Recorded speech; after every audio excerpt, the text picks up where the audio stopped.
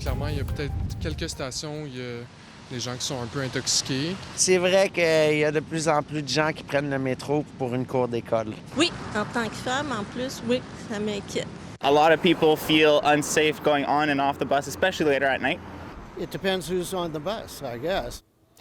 Si vous prenez l'autobus ou le métro, vous avez peut-être été témoin de cette montée de la violence. Une enquête de nos collègues de CBC confirme que depuis 2016, les agressions ont plus que doublé dans 8 grandes régions métropolitaines. Il y a plusieurs villes qui ont renforcé leur stratégie, d'ailleurs, avec plus d'agents de sécurité, plus de policiers pour améliorer la sécurité des usagers du transport en commun et des chauffeurs.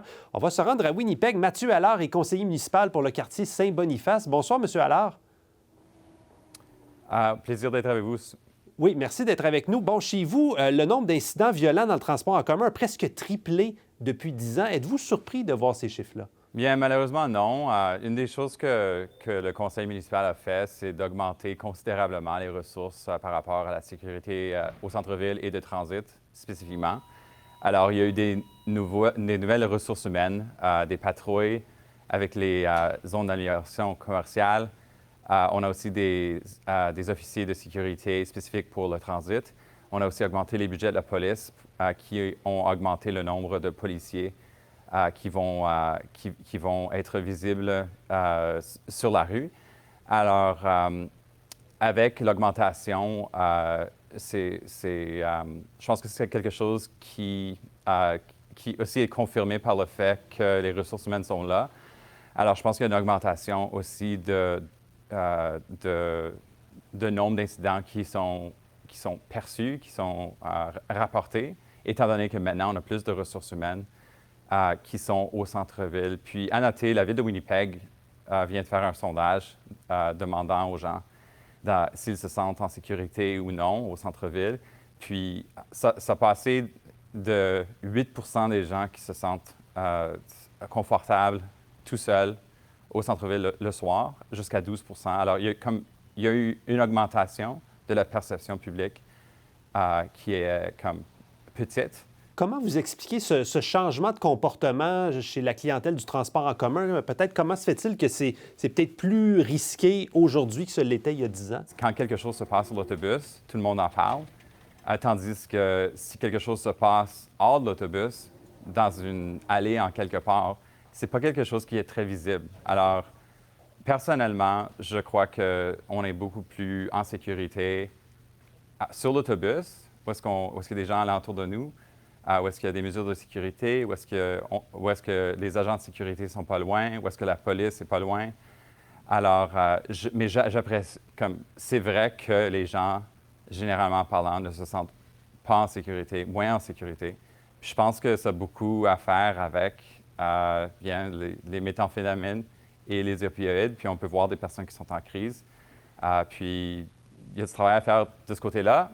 Le conseil a décidé de rentrer dans la sécurité même, alors des patrouilles, des personnes qui travaillent pour les zones d'amélioration commerciale. Puis tout ça, ça va augmenter les rapports d'incidents. Ça va prendre du temps pour régler les enjeux sociaux. Vous parlez justement d'enjeux sociaux, itinérance, crise des opioïdes. Est-ce que ça vous préoccupe de voir ça? Là, vous êtes au front dans les municipalités avec ces enjeux-là qui se retrouvent dans tous les centres-villes. Êtes-vous inquiet de voir là où on s'en va? Oui.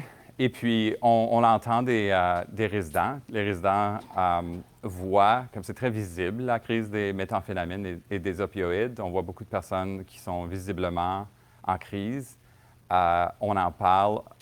On travaille avec la province. La province crée de nouvelles installations pour le traitement pour ceux qui cherchent à se libérer de la dépendance. Mais on doit faire ces efforts, on doit continuer ces efforts. Puis, une des priorités comme moi, je pousse comme élu municipal, c'est d'avoir autant de logements qu'on peut construire parce que je pense qu'une grande partie de la crise qu'on voit aujourd'hui, c'est parce qu'il n'y a pas assez de logements abordables. Puis une fois qu'une personne a une place qui est sécure, où ils peuvent vivre, je pense que beaucoup des problèmes sociaux sont résolus juste par le fait qu'une personne a une place. Alors, comme conseiller municipal, le logement, c'est quelque chose où on a quand même un impact ou une influence considérable, parce que le zonage passe par le conseil municipal. Alors moi, j'ai fait une priorité de faire construire des logements pour des familles à Saint-Boniface et puis en général du logement.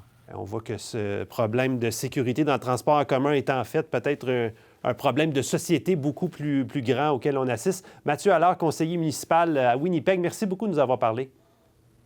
C'est un plaisir, merci.